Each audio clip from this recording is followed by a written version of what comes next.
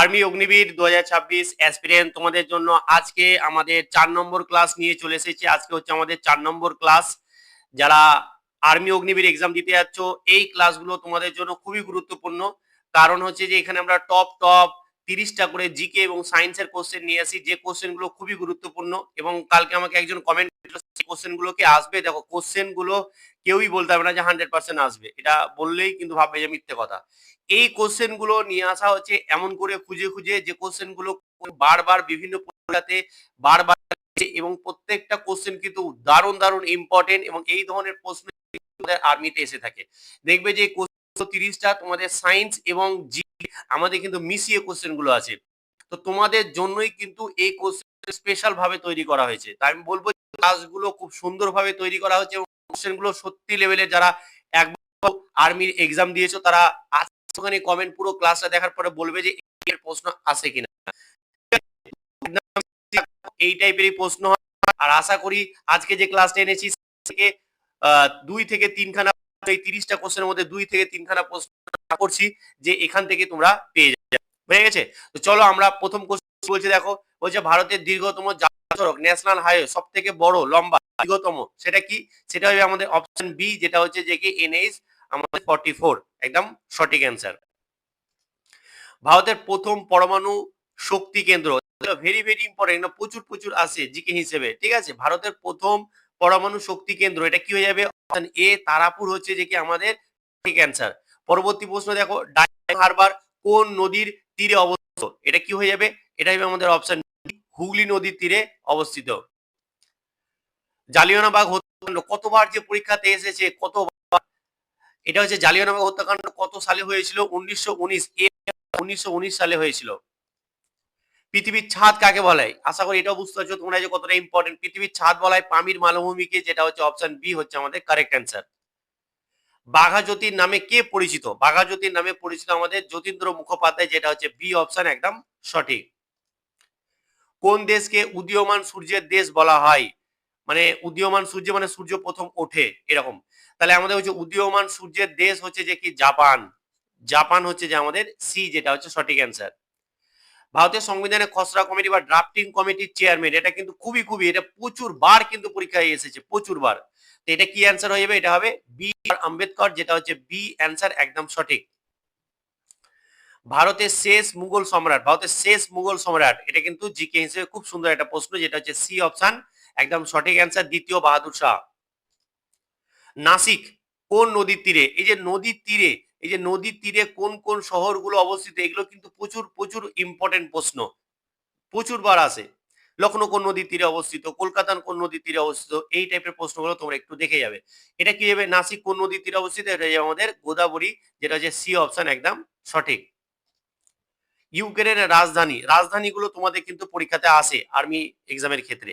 এটা হয়ে যাবে ইউক্রেনের রাজধানী, যেটা হচ্ছে কিভ, একদম সঠিক অ্যান্সার। যেসব কারেন্টলি যেসব দেশগুলো খুব নিউজে আছে, সেগুলো কিন্তু একটু সেই দেশের যে রাজধানীগুলো একটুখানি তোমরা দেখে নিবে। সিলিকন ভ্যালি অফ ইন্ডিয়া কাকে বলা হয়? এটা হবে আমাদের সি অপশন, বেঙ্গালুরুকে সিলিকন ভ্যালি অফ ইন্ডিয়া বলা হয়। বিখ্যাত গ্রন্থ মেঘদূত কার রচনা? এটা হচ্ছে, এগুলো হচ্ছে ইতিহাসের প্রশ্ন, ঠিক আছে? ইতিহাস হিসেবে ইতিহাসের এগুলো প্রশ্ন, তাহলে বি হয়ে যাবে আমাদের কালিদাস, একদম সঠিক অ্যান্সার। ভারতের জাতীয় পতাকার নকশা কে তৈরি করেন? দারুণ দারুণ ইম্পর্টেন্ট, এটা যে পিঙ্কালি ভেঙ্কাইয়া, এটা হবে আমাদের এ অপশন একদম সঠিক অ্যান্সার। কোন মশা কামড়ালে ডেঙ্গু জ্বর হয়? ভেরি ভেরি ইম্পর্টেন্ট, ডেঙ্গু জ্বর হয়, এগুলো সায়েন্সের প্রশ্ন। এটা ডেঙ্গু জ্বর হয় বি অপশন, যেটা হচ্ছে এডিস মশা, একদম সঠিক অ্যান্সার। সোনা কোন অ্যাসিডে দ্রবীভূত হয়? এটা হচ্ছে আমাদের সায়েন্সের প্রশ্ন।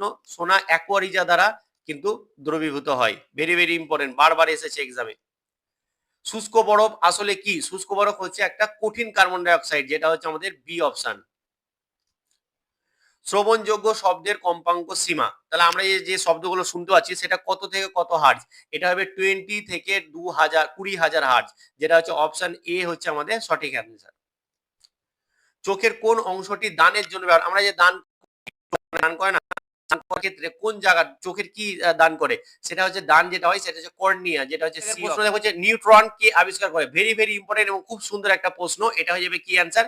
এটা হবে চ্যাডউইক, যেটা হচ্ছে ডি অপশন একদম সঠিক।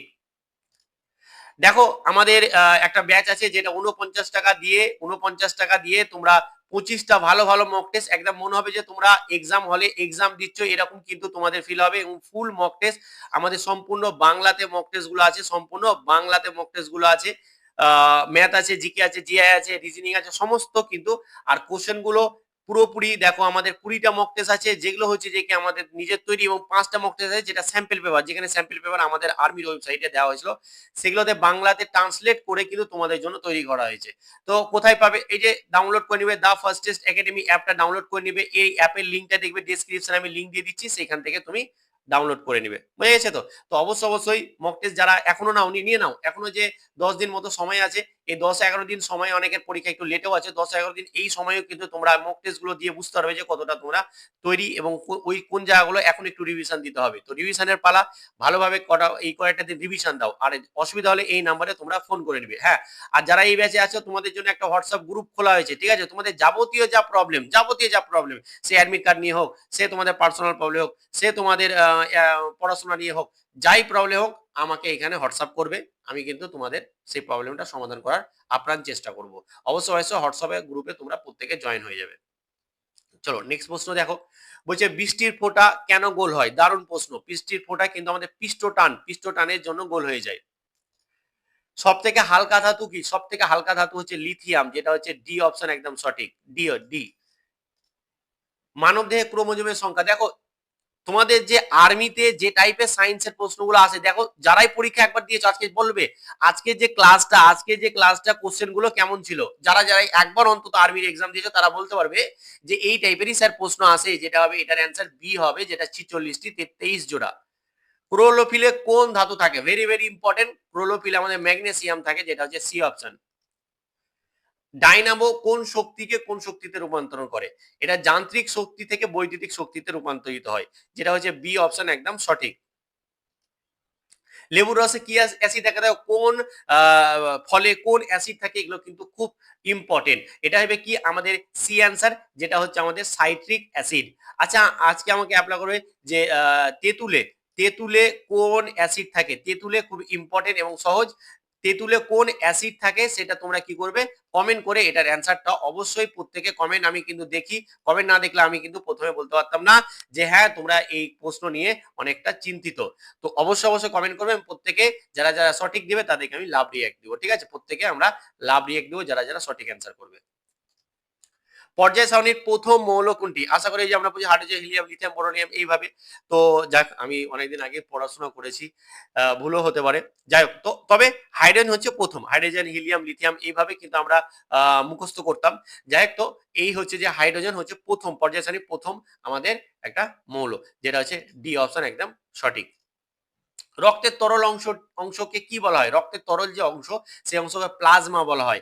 এটা হলো আমাদের রক্তের তরল অংশকে প্লাজমা বলা হয়, যেটা হচ্ছে বি অপশন সঠিক। চাঁদে কোন বস্তু নিয়ে গেলে কি হয়ে যায়? ওজন ওদের কমে যায়, 1/6 হয়ে যায়, তাই না? কমে যায়, ওজন কমে যায়, যেটা হচ্ছে আমাদের বি অপশন।